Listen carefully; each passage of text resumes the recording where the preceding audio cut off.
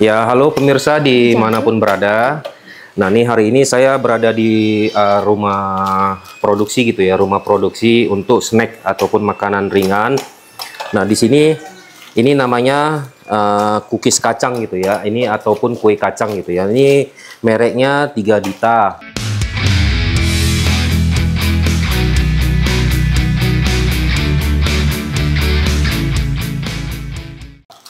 Nah, ini cookies kacang 3 Dita ini dia beralamat di Gang Bakti ya, Gang Bakti nomor 21 di Kota Kabanjahe. Nah, ini saya sedikit beri panduan jalannya ya. Kalau kita dari arah Brastagi itu nantinya kita melewati Polres Kabanjahe ya di sebelah kanan kita. Nanti di samping Polres itu ada jalan namanya Gang Bakti gitu ya. Nanti masuk ada kelihatan Makam Pahlawan. Nah, nanti terus saja ikutin jalannya nomor rumah produksi di sini nomornya 21 ya.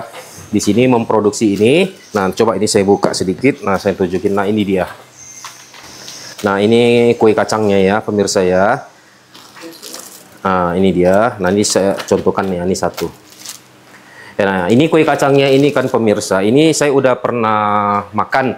Kemarin saya kebetulan ada main ke Desa Lingga. Jadi saya ada istirahat sejenak ke warung ya. Di warung itu ada ini. Jadi saya coba makan kok rasanya enak banget gitu loh. Jadi makanya saya kejar rumah produksinya di mana. Nah, saya mau liput di sini biar pemirsa pun bisa lihat ya. Nah, ini memang benar ini saya makan enak pemirsa. Terus harganya murah kali gitu loh. Ayo mari kita lanjutkan ke proses lainnya ya. Nah, di sini di meja kelihatan ini ada adonan ya. Nah, ini adonan yang dikeluarkan oleh abang ini.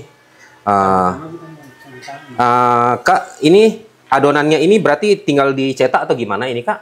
Iya Bang, tinggal dicetak. Nanti habis dicetak disimpan ke situ. Setelah itu kan dioles pakai apa itu? Kuning telur. Oke. Berarti ini ceritanya kita lagi mau masuk ke proses mencetak. Oke. Iya. Nah pemirsa ini adonan yang udah jadi, yang udah udah diracik gitu ya dengan resep dari sini. Nah inilah proses mau dicetak ya. Nah coba kita lihat dulu ini proses cetaknya. Coba maju tunjukin ke pemirsa. Nah, ini berarti dia proses pemadatan dulu ya, Kak ya? Iya. Ini namanya digiling atau apa ini? Iya, bisa digiling juga, di roll gitulah ya, di roll biar padat gitu ya. Biar rapi dia. Biar rapi gitu ya. Nah, inilah prosesnya di sini kan pemirsa dia masih menggunakan cara tradisional gitu ya, pemirsa ya. Nah, ini boleh kita katakan ini cemilan tradisional juga loh ini. Nah, ini kan kelihatan udah mulai rapi.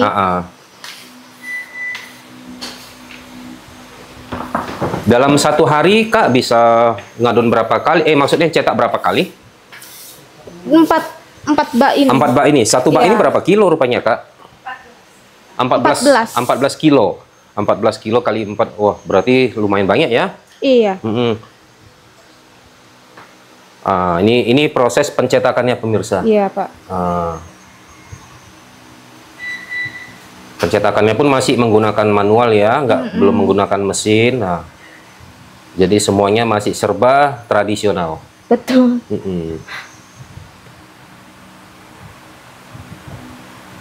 Dia satu mal ini dia berapa kue hasilnya Kak jadinya gitu? Belum pernah. Kurang 50. Lebih kurang 50 ya. Nah, jadi ini kan pemirsa ini masih belum menggunakan mesin ya, jadi diperlukan ketelatenan gitu ya, jangan sampai dia ada yang besar kecil ya, jangan sampai ada yang kena ke kawannya ya. Jadi bentuknya tetap bagus. Coba agak dekat aja kameranya, tunjukin cara itu.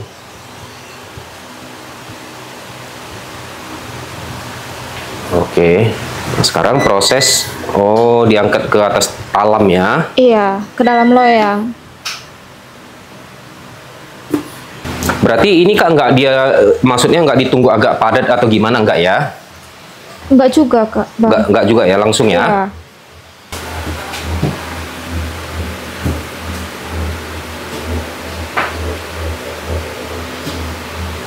Nah ini yang tadi dicetak kan pemirsa. Nah ini sekarang udah dipindahkan ke atas talam. Dipindahkan dulu. Nah setelah ini nanti kita masuk lagi ke proses selanjutnya ya. Nah jadi kan ini kan kelihatan dia ada sisa-sisa sampingnya kan. Berarti ini nanti dipadatkan kembali lagi ya Kak ya. Betul. Jadi bahan bakunya itu yang di sampingnya itu tetap terpakai gitu ya. Iya.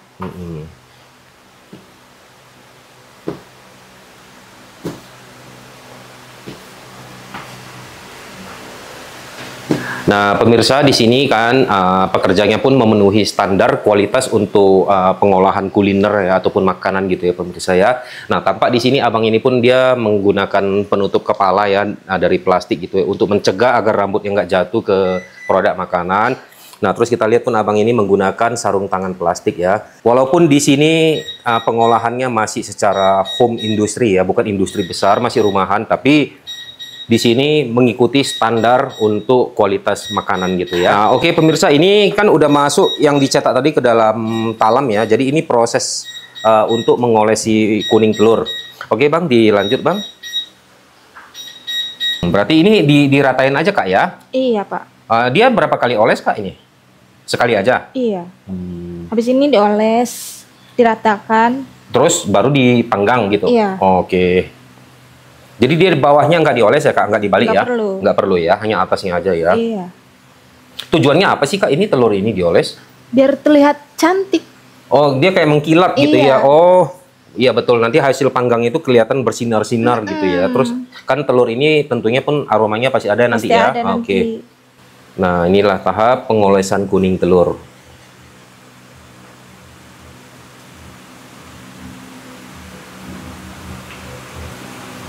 Ini kan setelah dioleskan pakai kuning telur, iya. Kita masukkan ke dalam oven ini. Oke, berarti ini langsung masuk ke dalam oven ya Kak ya? Iya Pak. Yang setelah dioles tadi, oke. Dia biasanya berapa lama Kak dipanggang di dalam oven? Waktunya itu 20 menit. 20 menit ya Kak ya, dengan suhu yang tinggi ya Kak ya? Iya betul. Oke, berarti setelah 20 menit dipanggang di dalam oven ini udah siap jual gitu Kak? Berarti udah matang atau ada proses lain lagi? Di packing lagi. Oh iya, berarti hanya tahap pemakingan. Berarti maksud saya 20 menit di dalam oven ini berarti sudah matang, sudah siap jual gitu ya Kak ya? Ini tadi kan setelah dipanggang selama 20 menit kita bungkus seperti ini ya. Oh iya, berarti dia dibungkus ini. Berarti Kak ini sebelum kita masukin ke dalam plastik dibungkus, berarti kita harus dinginkan dulu ya Kak ya suhunya ya, biar dia nggak basah lembab ya. Biar nggak lembab. Oke, nah berarti dia dalam satu kemasan ini isinya 2 ya Kak? 2. Oh 2 ya. Nah ini saya contohkan. Nah pemirsa ini dia. Sekarang tahap kita pembungkusan ya. Jadi dia dalam satu plastik kecil ini isinya 2 gitu ya. Dilamit lagi gitu plastiknya? Iya pakai ini. Oke, ya. Untuk mencegah masuk kotoran ya. Iya betul. Biar dia lebih higienis lah. Lebih higienis ya, oke. Nah, pemirsa ini sekarang kakak ini udah mau proses pengeleman ataupun silan gitu ya menggunakan mesin ini. Oke Kak, dilanjut Kak. Kue kacang ini dia bisa tahan berapa lama? 1 bulan. 1 bulan ya, oke.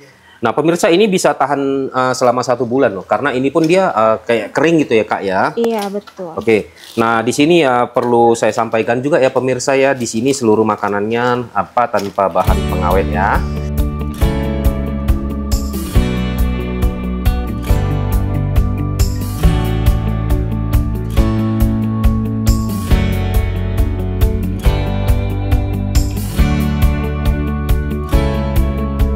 Nah, kalau misalkan kita itu mau jadi reseller ataupun kita ingin menjual produk ini ya di warung-warung kita ataupun di toko kue kita, gimana caranya, terus harganya berapa, nah terus jangkauannya ini bisa sampai ke mana aja. Ini harga satuannya berapa dia Kak? Satu piecesnya itu Rp2.000. Satu pieces 2.000 isi 2. Iya. Berarti satu piece-nya itu kalau kita bagikan berarti jadi Rp1.000 gitu ya Kak ya?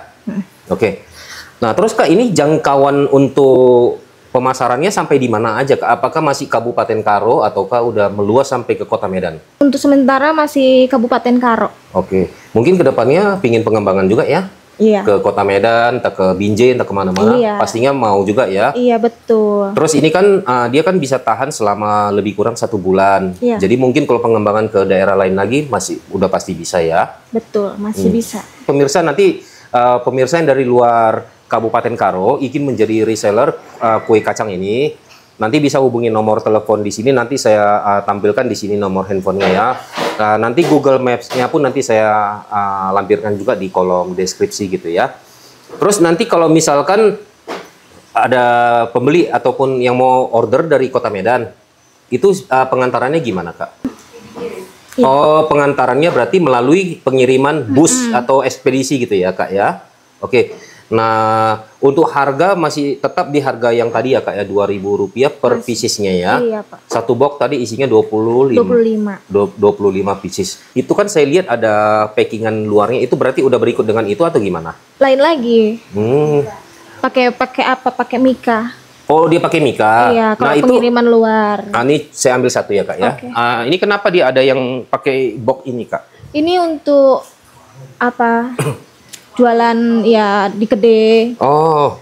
Di Berarti warung nanti baru. ini setelah udah habis kuenya ini ditarik kembali untuk Iya, oh gitu. pengantaran lagi. Misalkan pengiriman untuk ke Kota Medan menggunakan Mika ya, Kak ya. Iya, betul. Isinya tetap 25. 20. Oh, 20 ya. Nah, nanti untuk pengiriman yang jarak jauh itu dia satu box Mika itu isinya 20 pieces. Kalau di sini isinya 25 pieces gitu ya. Berarti untuk harga tinggal dikalikan aja, Kak ya. Iya, betul. Dikalikan terus nanti ongkos kirimnya berapa ke Kota Medan ya, Kak ya. Iya. Oke. Itu masanya sampai 1 bulan ya, Kak ya, tahannya kue ini ya. Oke, 1 bulan ya, Kak, mungkin nggak habis lah, orang ini kan Iya. pasarnya, marketnya semua kalangan ya. Iya, Pak.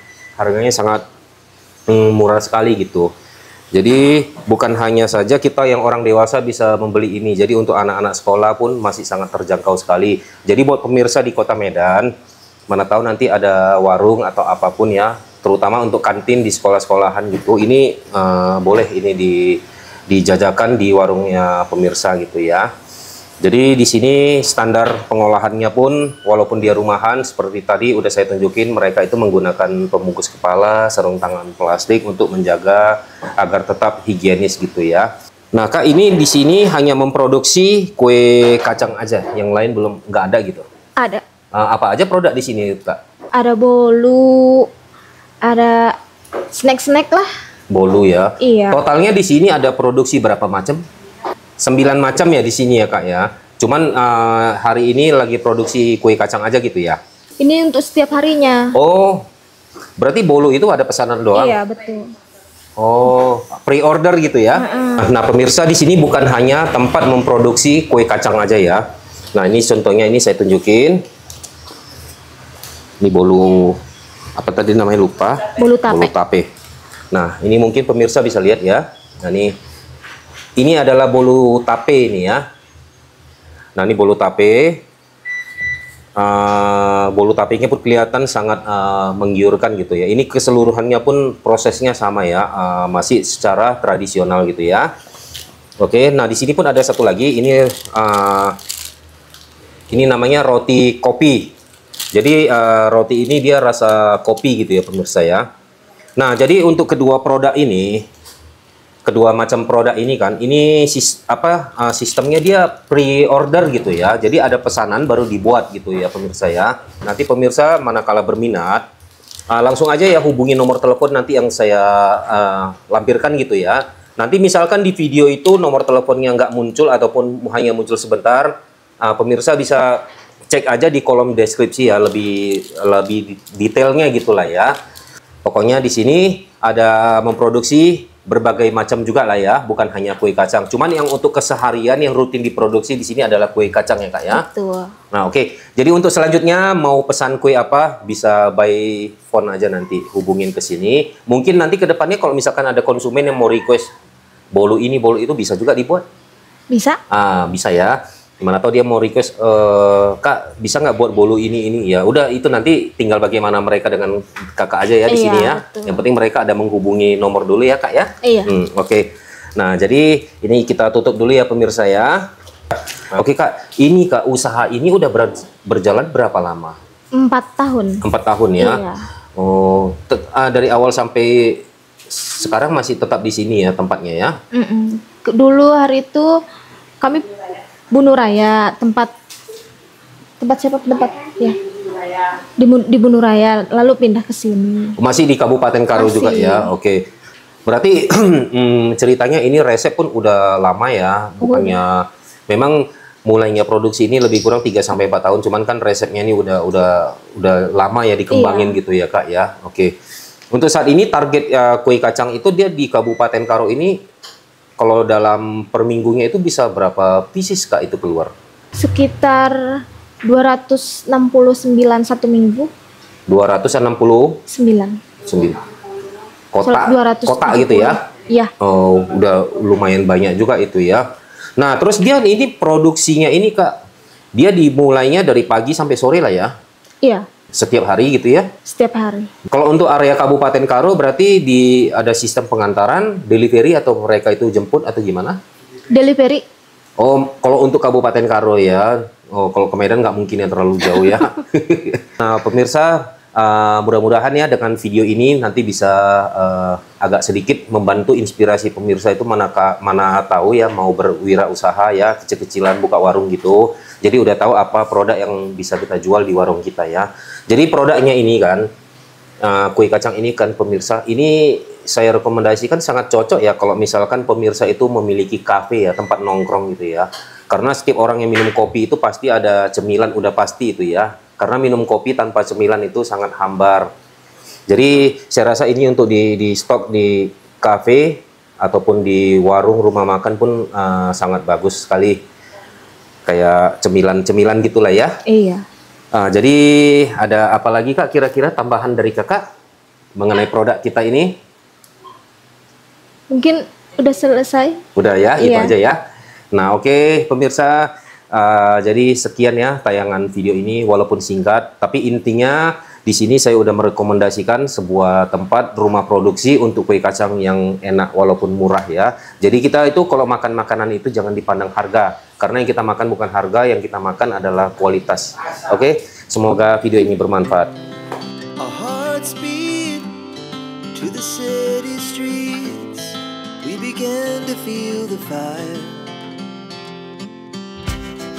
We rise like tall buildings as the chemicals they take us higher. The night's young and it's just begun as she puts her hand in mine. We wanna chase the night, wanna dance to the light, pull the stars from the sky, just two hearts running wild. Never sleep, never stop, as we shout from the